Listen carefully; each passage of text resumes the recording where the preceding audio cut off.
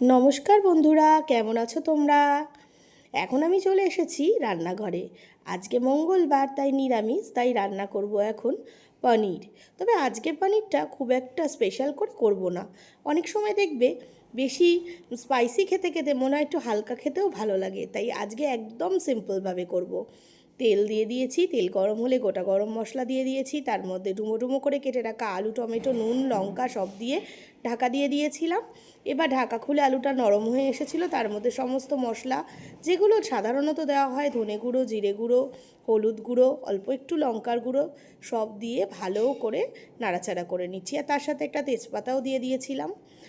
এরমভাবে আবার কিছুক্ষণ ঢাকা দিয়ে দিয়েছিলাম। তারপরে নরম হয়ে যাওয়ার পরে একদম মশলাগুলো তার মধ্যে, আজকে আমি গরম জল ইউজ করেছি, এতে দুধও ইউজ করা যায়, ফুটে উঠলে পনিরগুলো দিয়ে দিয়েছি।